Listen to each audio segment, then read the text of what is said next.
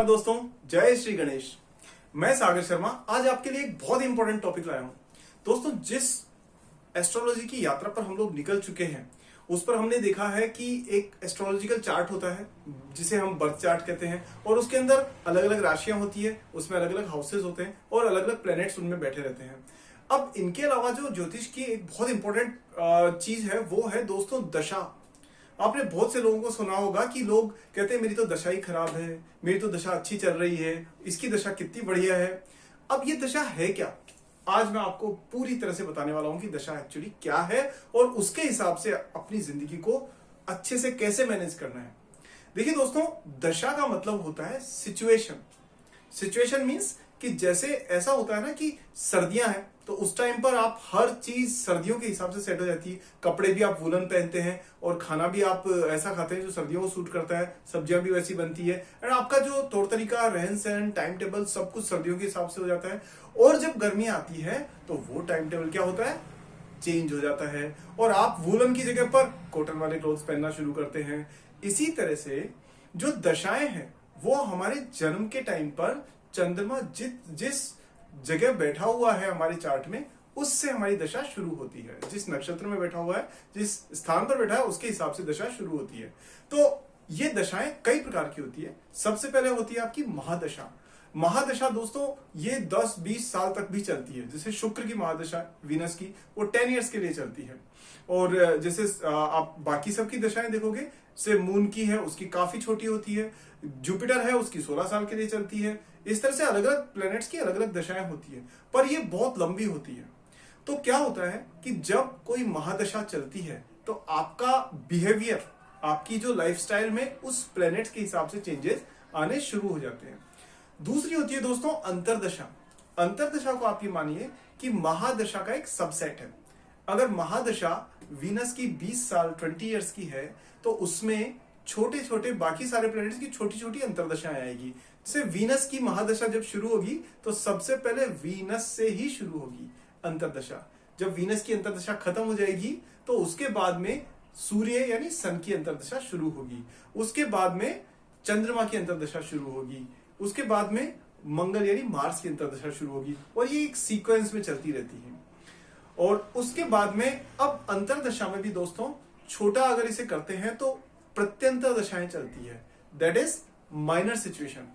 प्रत्यंतर दशाएं बेसिकली छोटे टाइम के लिए होती है, जैसे कि कुछ महीनों के लिए या कुछ मैं कहूंगा 1 महीने के कुछ हिस्से के लिए, इस प्रकार से होती है। और प्रत्यंतर दशा के अंदर भी जो है वो छोटी दशाएं और होती है जिसे हम सूक्ष्म दशा और प्राण दशा कहते हैं। लेकिन उस माइन्यूट लेवल पे जाने से हमें कोई फायदा नहीं होता है। हमारी जिंदगी में हमें जो इंपॉर्टेंट डिसीजन है उनको समझने के लिए हमें सिर्फ महादशा, अंतरदशा और प्रत्यंतर दशा, बस यही फोकस रखना है। तो जैसे मान लीजिए आपकी जिंदगी में मरकरी की अंतर महादशा शुरू हुई है तो आप ये देखेंगे कि आपका इंटरेस्ट एजुकेशन में बढ़ गया है, म्यूजिक में बढ़ गया है और कम्युनिकेशन में बढ़ गया है, नेटवर्किंग में, लोगों से मिलना जुलना, लोगों से ट्रेड करना, बिजनेस करना, ये थॉट्स आपके डेवलप होने शुरू हो जाएंगे। और अगर आपकी महादशा सैटर्न की चल रही है तो आप ये देखेंगे कि उन दिनों में आपका अपने आप बिहेवियर ऐसा हो जाएगा कि आप बहुत ऑर्गेनाइज्ड हो जाएंगे, बहुत फोकस्ड हो जाएंगे, अपनी चीजों को प्लान करेंगे, अपने आसपास में फैले हुए फालतू सामान को सबको हटा करके आप एकदम तरीके से रखेंगे, उसे अपने दिन को ऑर्गेनाइज करेंगे आप। और अगर नहीं करेंगे तो आपको बहुत तकलीफ होगी। जबकि अगर आप मरकरी की दशा के अंदर अपने आप को ऑर्गेनाइज नहीं करते हैं तो आपको ज्यादा फर्क नहीं पड़ेगा। लेकिन अगर सैटर्न की दशा के अंदर आपने अपने आप को ऑर्गेनाइज नहीं रखा तो आपको बड़ी प्रॉब्लम होती है। अगर किसी की वीनस की दशा चल रही है तो आप ये देखेंगे कि वो व्यक्ति चीजों में ब्यूटी ढूंढना शुरू कर देगा, उसे हर चीज को खूबसूरती से करने में मजा आएगा। यानी कि वो अगर कहीं अपने रूम को सेट करेगा तो वो इंटीरियर डेकोरेशन भी बड़े ढंग से करेगा। अगर लेटर्स लिख रहा है, राइटिंग का काम है, तो हर लेटर को जमा जमा करके लिखेगा, सुंदरता से लिखेगा। अगर किसी की मार्स की दशा चल रही है तो आप ये देखेंगे कि उसके अंदर एक एनर्जी लेवल बहुत अच्छा हो जाएगा। ऐसे व्यक्ति जिसका मार्स की दशा चल रही है आप देखेंगे वो हर काम को बहुत तेजी से, पूरी ताकत से और जल्दी करने में रहेगा। यानी एक जो पेशेंस लेवल है वो काफी हद तक कम हो जाएगा। तो दोस्तों इसी तरह से अगर किसी की जुपिटर की दशा चल रही है तो आप ये देखेंगे जुपिटर क्या है, जुपिटर सबका भला करने वाला है। तो आप ये देखेंगे कि पर्सन के अंदर एक लोगों का भला करने की एक इंटरेस्ट जनरेट हो जाएगी। अब बात आती है कि इसके अलावा राहु और केतु की दशाओं में क्या होता है। तो दोस्तों राहु की जो दशा है, राहु रिप्रेजेंट्स स्ट्रॉन्ग इंक्लिनेशन, बहुत जबरदस्त, जो किसी को कहते हैं ना मुझे ये चाहिए ही चाहिए, दैट इज राहु। जो पैशन है ना, दैट इज राहु। तो जब राहु की दशा आएगी तो व्यक्ति बहुत पैशनेट हो जाएगा। और जब केतु की दशा आएगी तो केतु क्या है, डिटैचमेंट है, आइसोलेशन है, स्पिरिचुअलिटी है। तो ऐसा व्यक्ति अकेला रहना पसंद करेगा।